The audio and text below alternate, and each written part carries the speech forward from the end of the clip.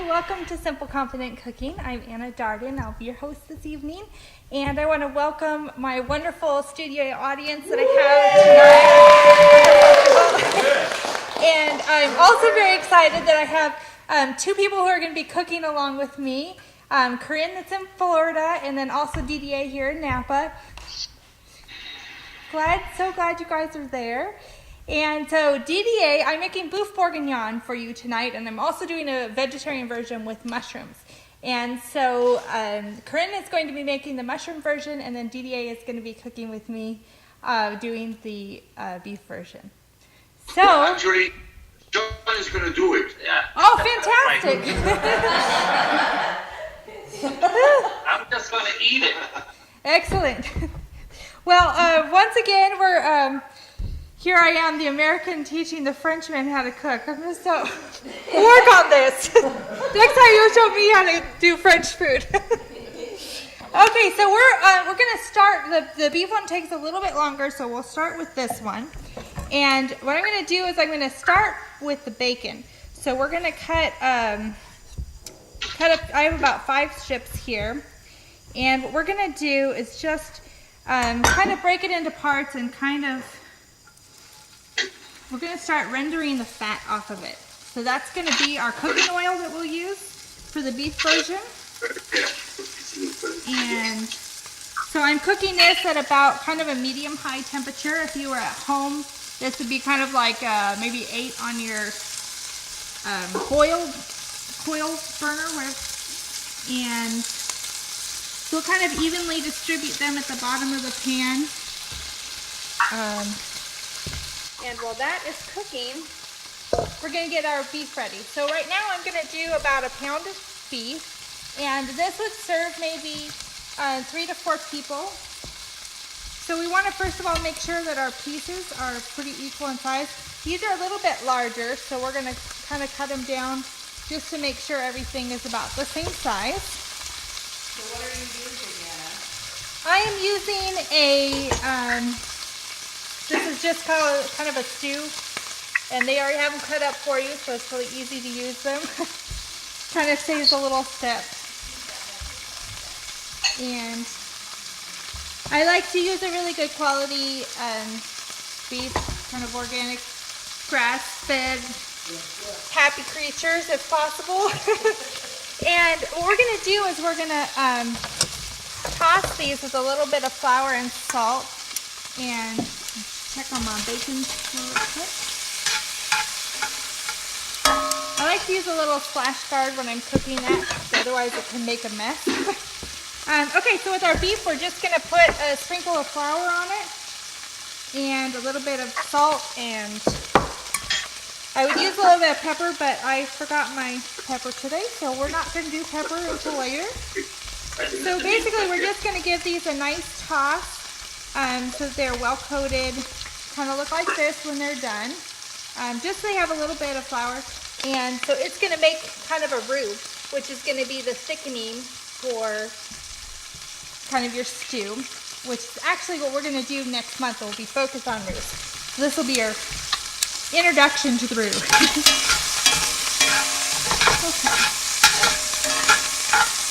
So while the bacon's getting ready, we're going to get mushrooms going. So how are you guys doing over there?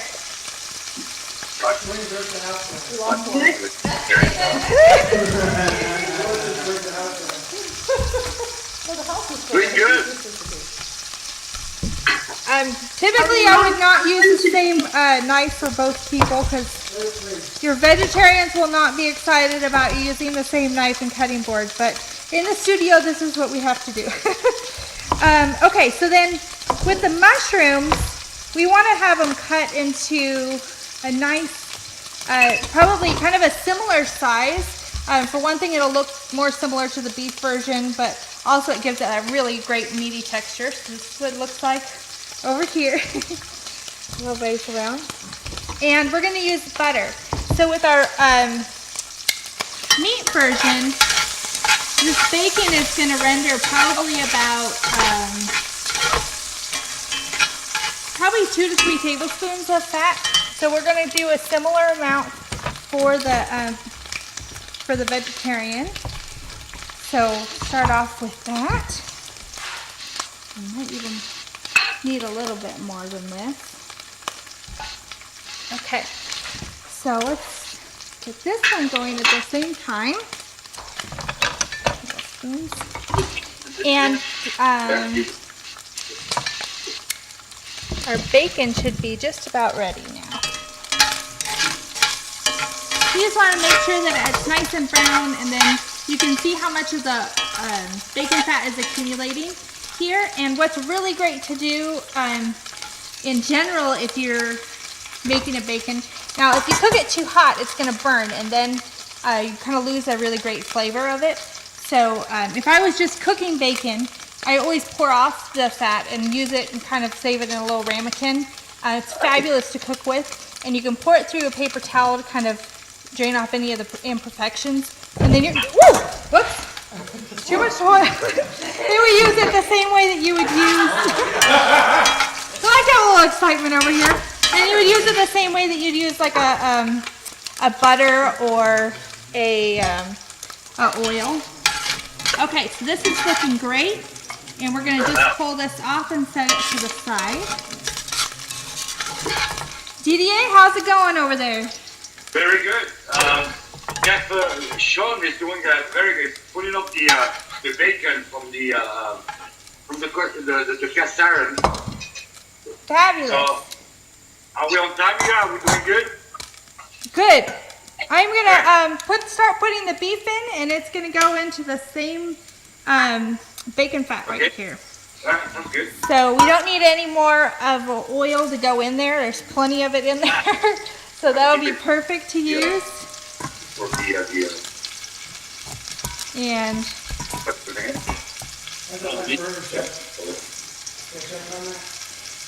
good, chef.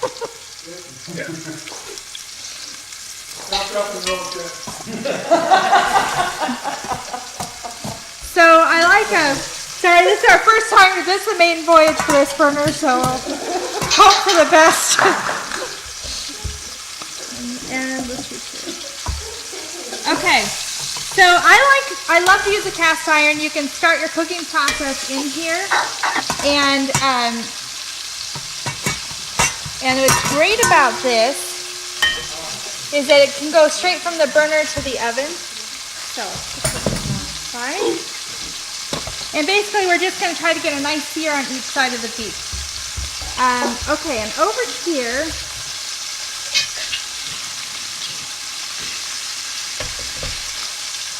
see, this one's going a little slower, so.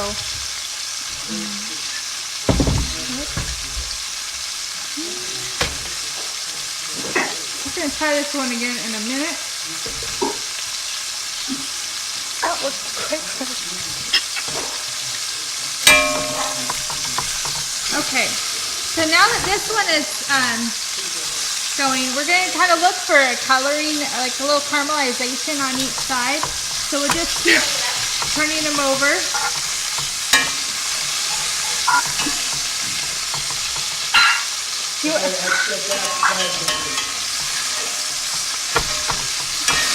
I don't know, we might have to switch back and forth between these. My burner is not working out quite so well.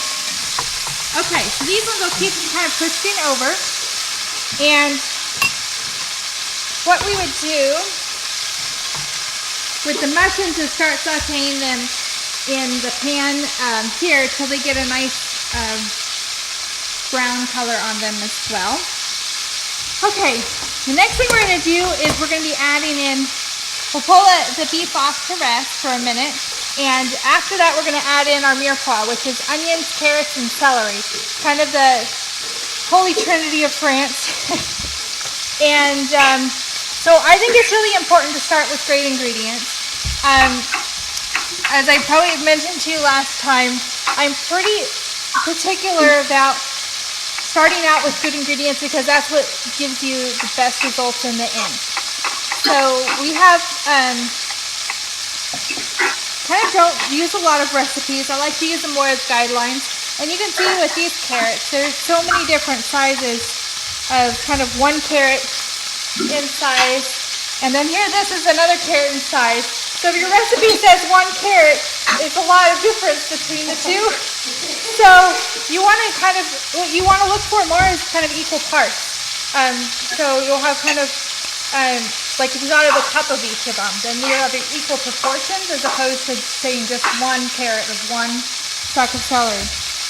So with the carrots, I always like to peel them starting on the inside and then moving outward.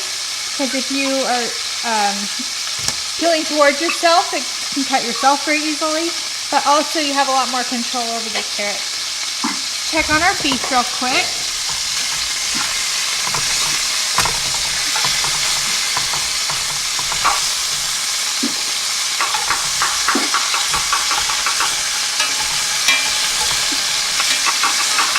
Okay, it's looking really great. And this is a really great thing to make when you have a mixture of meat eaters and vegetarians for a dinner, like for Christmas, for example, because you'll have so much, it's just so easy to do for both. You can have all your prep work done and you're using a lot of the same ingredients. The beef and mushrooms are really your main difference in how we're cooking these. So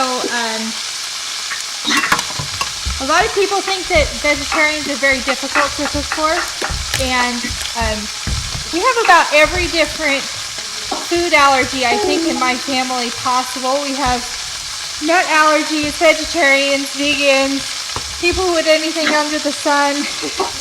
And you kind of have to learn great recipes that you can make for everybody. My grandmother is an expert at doing this, and it's actually a lot easier than you think. You'd be surprised how often the poor vegetarians, like our friend Chloe over here, get served like rabbit food. They really do eat more than celery and carrots.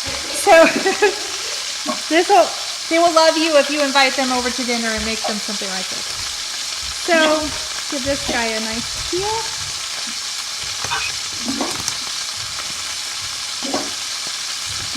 Okay. So our beef is looking great. And I'm going to just pull it off here.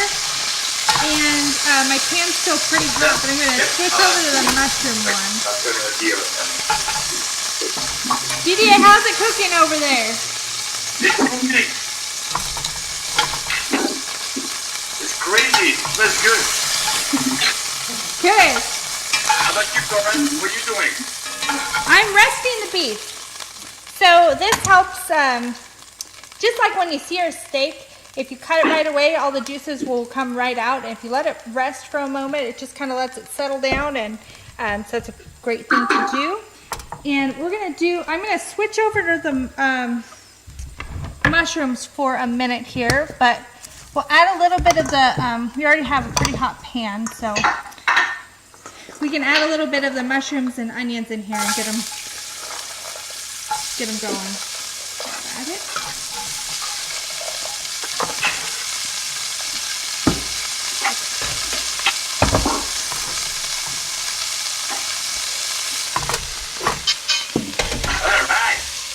Okay, we're going to switch over to mushrooms for a minute.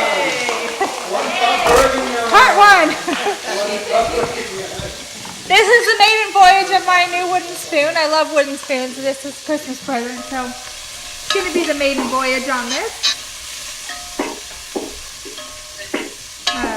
Cast iron is fabulous to cook with because it holds in the heat really well, and once you put the top on it, it kind of creates its own basting system, so it keeps everything really moist and just really well balanced. Really fun to use. Okay, so we're searing off our mushrooms now, and I like to use the portobello especially for this because they have such a rich flavor and a really meaty texture, and so they're just really satisfying to eat. Okay, now let's see here. We'll get I have a little bit of the carrots and onions prepped, but we'll get a few more going here. For the celery, I like to kind of cut it down the middle, and just so we get a little bit more even. And you can see I don't usually go all the way to the top. I'll just kind of go through the larger sizes, the larger end of it. Just so you have more even pieces to work with. And so we'll Corinne, how are your mushrooms doing?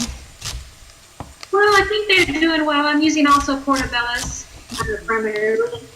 Good. They're looking good.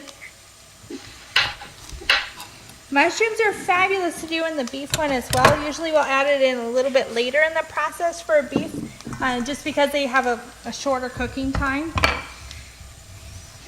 I'll throw those guys in there, set them over to the side. And with the carrots, I'm looking for kind of a similar size for the onion and celery and carrot pieces. We want to have sort of an even,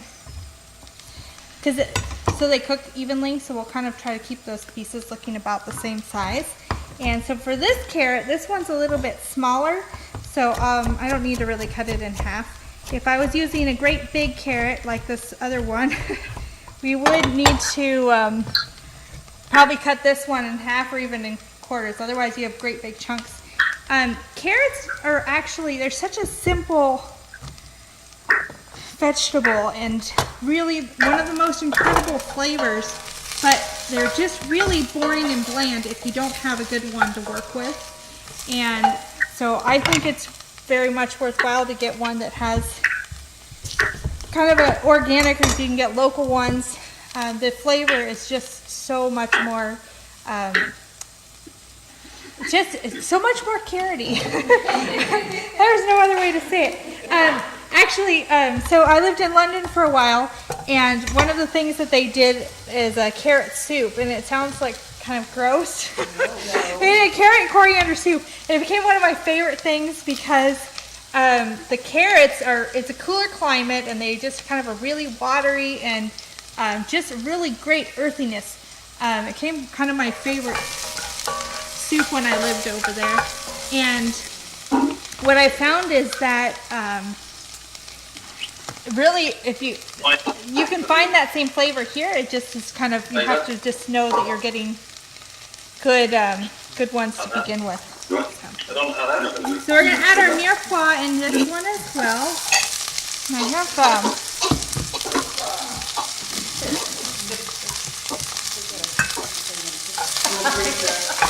so while this one is starting, and I'm actually going to add a few more mushrooms to this one as well. I just have kind of a mixture of mushrooms here. I like these trumpet mushrooms. I have them pre-cut, but they're also kind of a big, nice, great flavor. And they'll add some nice texture and also a little more flavor. So we'll get those going. And what did you put in it? so I did some of the little trumpet mushrooms, and now you can see these two different pans. This one that had the bacon fat, it still has a very glistening bottom. This one here with the butter, it's absorbed a lot more, partially because your mushrooms will absorb a lot. So just keep adding a little bit as you go, because you want to keep cooking that in to build up the flavor. And now when you use nonstick, I think there are definitely purposes, like eggs I think are a really great time to use nonstick pans. I don't like to use them for everything because I really love the flavor that develops. Cast iron works really great because it is kind of a nonstick surface that develops, and it's through the process of cooking in it all the time. The oils in the pan kind of create this kind of natural nonstick surface, but it also will collect a lot of those flavors. So what we're going to do is we'll called deglazing the pan, and what that does, it basically draws up all the flavors at the bottom and incorporates it into your stock essentially. So if you just put a little bit in there, the brandy works well. This is a cognac, and the alcohol burns off of it, so it doesn't actually make an alcoholic soup, but it does leave a really amazing flavor and balance that you don't have otherwise. So it's fun to keep in there. Yeah, same one. Woohoo! Okay, so we're gonna go back to our beef, Corinne, how are your mushrooms doing? They're softened up. They're very softened up. They're looking good. They're smelling good. Starting to Good.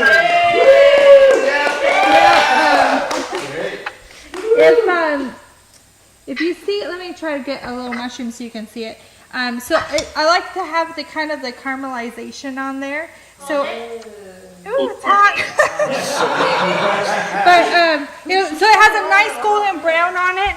And if you just throw them in there, you're not going to get pull out that same flavor. So for one thing, your broth isn't going to be as interesting. But secondly, and more importantly, they're not going to ever cook well and have great flavor at the end. So that's why we want to pre-cook the beef and pre-cook the mushrooms and not just throw everything in together and hope for the best. Okay, so now we're cooking our onions. Oops, straight piece of bacon. Getting a little chocolatey. Okay, so same thing with our, now as you can see here, we really don't need to cook these real far. Basically just want to start the cooking process, start drawing out the flavors, because this is what's going to start our broth and build the flavor of the stew. But you're going to be cooking it for a couple hours in the oven. So at this point, you really just kind of want to start the process. You don't have to cook it all the way through. Get the matches. So same thing, we'll do a little deglaze of the pan on this one.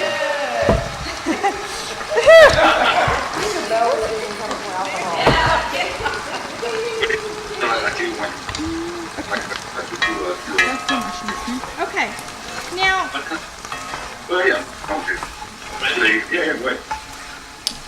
got some deglazing going over in the home kitchens. What are you smelling right now? Hi, Anna. It hear it smells sizzling. delicious, by the way. Thank you. I just have a quick question. I'm Yes. a baker, of course. So when cooking it in the oven, what temperature is best for cooking it in the oven?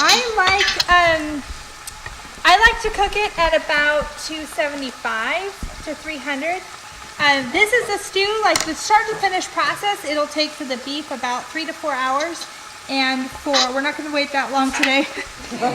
And for the mushroom version, it would be about 2 hours, maybe 2 to 3 hours.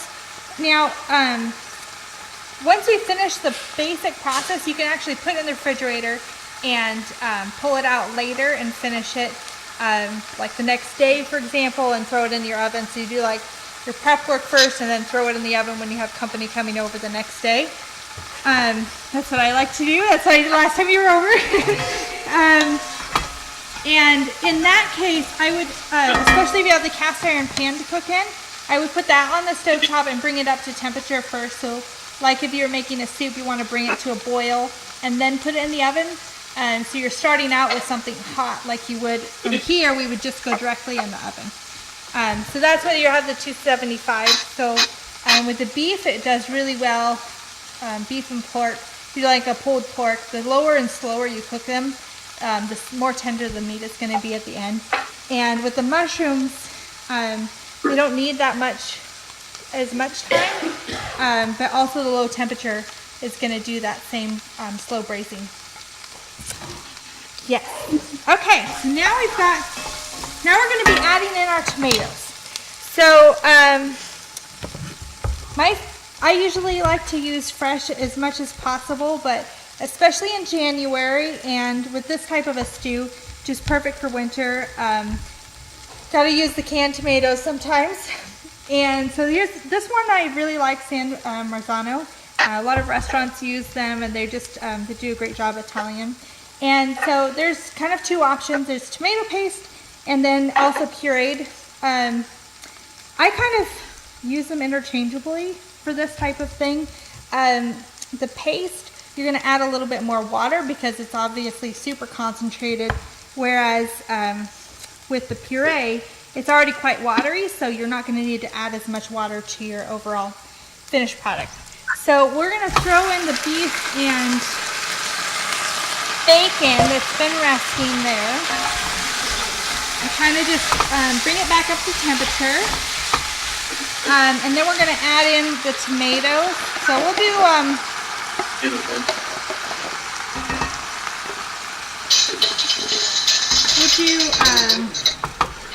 the sauce in this one.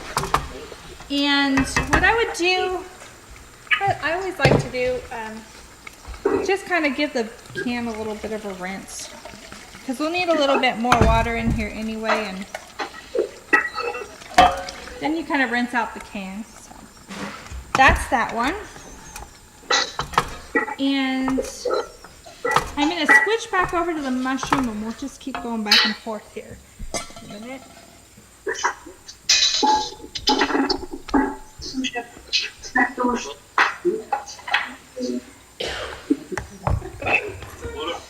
DDA, how's it going in your kitchen?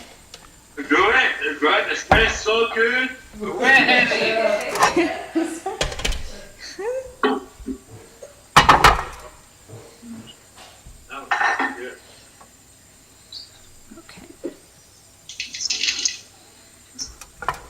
Anna, Yes. why wouldn't you use stewed tomatoes? Is it just the wrong consistency, or why wouldn't? So it's just paste and puree, no other. Stewed tomatoes would work too. I don't like the chunkiness of a stewed tomato. I like kind of the smoother texture. Gotcha. So at the end, you have kind of, well, your husband is a lovely chef, so probably what they would do in a restaurant a lot of times would be to kind of cook the beef or into the sauce, and then at the very end of it, what they're going to do is pull the beef out and kind of finish the sauce on its own. At home, I don't do quite the same thing. I just throw it all in together. But you still kind of want to have a pretty clear sauce at the end. Gotcha. So that's the only reason, but certainly if that's what you have at home, it works very well to do that as well. Okay, so now we're heating our mushrooms back up. And I think especially for the mushroom one, I like to use the more concentrated paste because it has a little bit richer flavor. And so the flavor and color is what we're going to build up. I really love this paste because you can fold the bottom just like your toothpaste. And it keeps it in your refrigerator for a long time. You just keep kind of rolling up the bottom of it, and it works out great. And so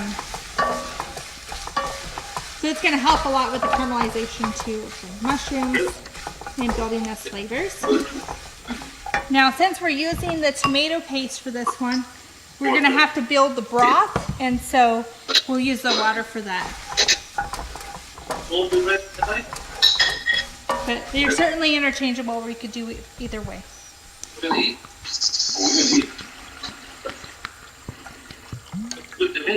Well, no, it's like another 3 hours, 4 hours.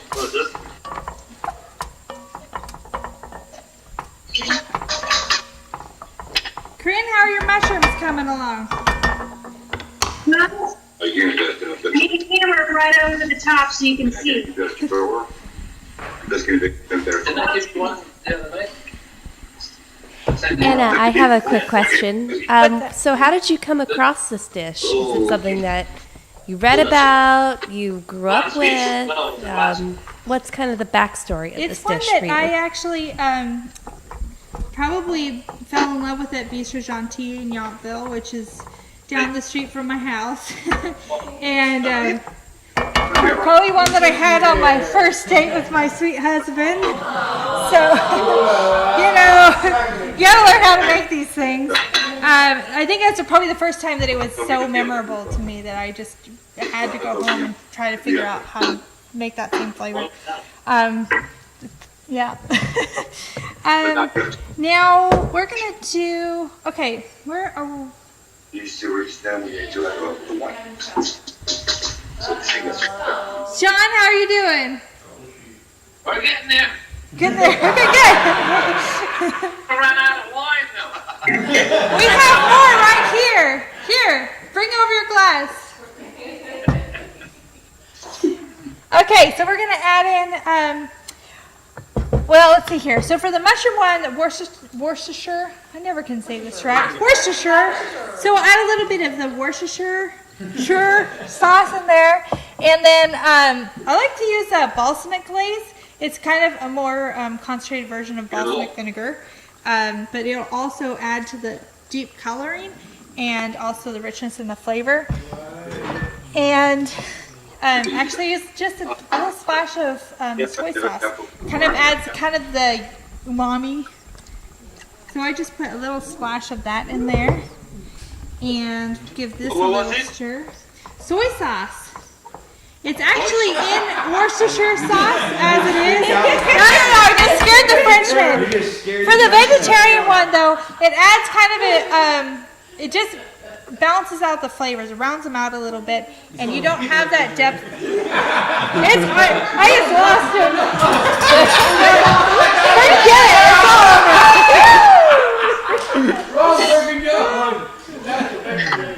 What All else you right. got for us? So we're gonna give this one a try real quick. Oh, pretty good. Okay, so now what we're gonna do with this one is we're gonna add some red wine. You don't have to, but Jason, red. And I would add like a half a cup to a cup probably in there. And there you have it. This one's ready to go in the oven. And we would cook this for about an hour and a half in the oven at about 275. Corinne, how are you doing? Wow, all this and pepper. Good. Do you put when do you put the herbs? Making it. What DDA?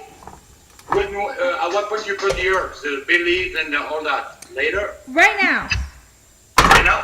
Yep, but I'm gonna bring this one up and finish the flavoring, and then we'll put that in both of them. So we'll get those ready right now. Let me grab my little spice balls.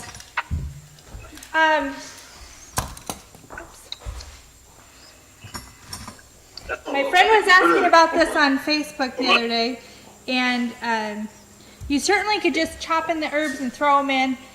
I just like to put them in the spice balls because it looks prettier in the end.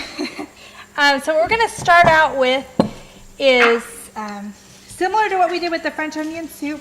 I have brought two different kinds of bay leaves because they have quite different flavor. These ones grow wild in California, but they taste a little bit more eucalyptus-y. These ones are a little bit more delicate. You can get them fresh in the produce section. So that's what I'm going to use today. And so for each of these, we're just going to put a few sprigs of parsley, a little bit of thyme, and some bay.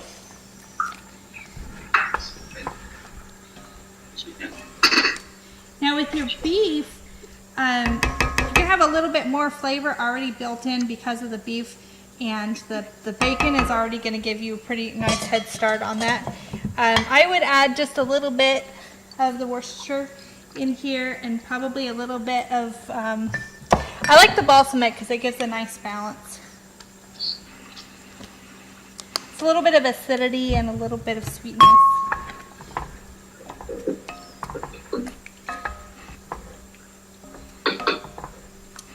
And you can see without even adding any water with using the tomatoes, it has already a pretty thick, really nice balance of liquid in there. Okay, so we're gonna do on our spice balls, we need our little peppercorns. So we'll put a few peppercorns in here, each of them. And then, I'm gonna make mashed potatoes. Yep. Starch makes it fat. okay, then we're gonna do our little parsley and our bay. Bay has pretty strong flavoring, so if you just do like 2 or 3, that's plenty. And throw this in here. And just toss it right in the middle. And this is pretty easy to just, since when you put the lid on the pan, it's going to be basting, I don't get too worried about it sticking out the top, because the steam that comes up is going to kind of sweat and keep bringing that flavor down into your liquid, so it's not a big deal if it's sticking out the top. And we'll finish our little one for the mushrooms. Sorry, Anna, I just have a quick question. If you don't happen to have a spice ball, is there something else you could use? You can. Instead? If you have a kitchen string, or you can certainly just chop them and put them in. It's easy to do. I don't like to do it with fresh thyme because it's just sort of a pain to kind of pull them off, and it takes a lot longer. And so if you have like a kitchen string, you can just kind of tie them together. I would just kind of fold them over and tie them in a little bundle. And that way you can throw them right in, and they're easy to pull out at the end. And put a bay leaf in that one too. Oh, yeah. That's like I missed what you were saying. I didn't hear you. We're talking to each other. what? Oh, Didier, talk to me. What's going on over there? Well, we're cooking. I think Sean came up with a little variation of it. Okay. What's in your variation? Potatoes.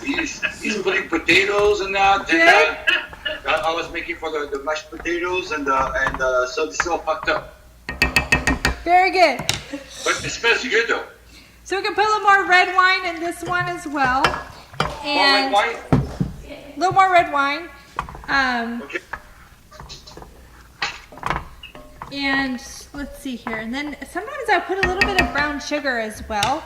Sometimes you need just a little bit more sweetness. The tomatoes, depending on the tomatoes you use, sometimes they have already a lot of sweetness to them. Other times they need a little bit more love. So we'll just give this a try real quick and see. This? Yeah. Great. Yeah, this could use a little. So I put like maybe a tablespoon or so. You don't traditionally see this in recipes, but I find that it adds a nice sweetness and just helps develop the flavor. And it's super important that you like the flavor now. The longer it cooks, the more your flavors are going to develop and get really rich and gorgeous together. But if you try to flavor it at the very end and adjust your seasonings, it's much harder to do. It's way easier in the beginning to build up the flavor you want and then let it go. And also then you're just ready to pull it out of the oven and serve it. And like rock star hostess. So you leave it in the oven for how long? I would leave the beef one in the oven. This one's pretty much ready to go in. And I would leave it in the oven for about 2 to 3 hours. At the But very end. what are you looking for? You know, before you put it in the oven, what kind of consistency are you looking for? Well, let me show you. I've got one that I did yesterday, so let me switch real quick, and I'll show you what it would look like when it comes out.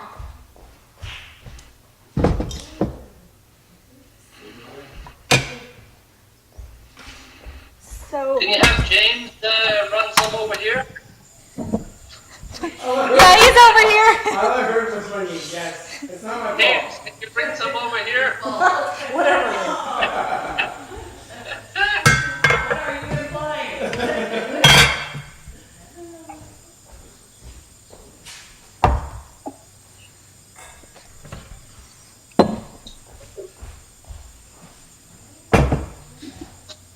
Okay, so we'll give these a quick heat up, and this is what it will look like 4 hours afterwards. So you would cook, probably when you're prepping it, it'll take you about a half hour to prep it, and then you'll spend about 3.5 hours in the oven. And so this one I made last night, so we got in the studio, so we have to heat it up for a second. But when your beef is done, you can see kind of the broth has a really rich brown color now, and it also sort of a really glossy and clear consistency. What temperature do you put it in the oven? I like to do about 275. Slow cooking, eh? Slow cooking. So you don't have to stir it after you put it in there? I'll check on it maybe 1 or 2 times. I like to check on it at about an hour and a half in, and just taste it, check the flavors, see how it's the flavors are developing. That's a really good time if you need to adjust it and it's not kind of coming together how you would like it. Cover it? You have to cover it? Yes. Yeah. Yes, I have my lids hiding back here, but I would definitely put the lids on, and like with your cast iron, that's what's going to kind of keep braising the meats, and also with the mushrooms to keep them cooking really well. So, and when your beef is completely finished cooking, It's going to be just super tender. This one's a little bit cold still, so you're not going to be able to tell right now, but it'll just easily pull apart. It'll just be kind of really, really delicate and really coming apart very easily. And mushrooms, this one is, you can see the coloring of it a little bit differently. Your mushrooms are going to have a really nice dark color to them, so they'll be cooked really well through. But this is why I love the portobellos, because you can see still how firm they are and how well they keep the texture. So especially if you're doing this dish for meat eaters and vegetarians, it's kind of fun to make something for your vegetarians that looks the same as does for everybody else. I found that my vegetarian friends and family appreciate that. They don't feel like they're eating something completely different and we're just getting salad for dinner. I like to serve this with mashed potatoes, and I did bring them, but we're running a little long, so I'll just kind of tell you how we do this. I love to use I like russet potatoes, which are the kind of Idaho potatoes with really white fluffy middles. Those are great for baking. For mashed potatoes, I kind of prefer Yukons. They have a slight sweetness, and they're the yellow ones that you'll see in the grocery section. What I like about them is just the flavor is, I don't know, for this, they have just the lightest sweetness to them that makes it really just a lot more interest in flavor. So I would boil the water and put the potatoes in. I usually cut them so you have chunks about a couple inches. They'll cook a little bit faster, probably about 20 minutes. And it should be really easy to poke a knife into them and pull it out. So they should be almost falling apart when you poke them. And I always drain off the liquid and save a little bit, just like for pasta, because the water is really great when you're mashing them. And always mash them when they're super hot, because that'll make them really creamy, and the steam will help melt the butter. So I put some butter, a little bit of cream. I love to use a little bit of fresh Parmesan and sometimes cream cheese if I'm feeling naughty. They're really delicious that way. And then I would serve that right along with the stew. It's traditionally a peasant stew, so it's supposed to be just kind of easy and certainly one of my favorites. Well, no, me. How's your stew, Chef? Looking good. Yeah? Right? Is James on his way over here with that other one? Yeah, he has the wine. He's on his way over. Corinne, how are you? Oh, that's great. Well, thank you so much for joining us, and we'll see you next month. We're going to be making roux, and we'll look forward to seeing you then.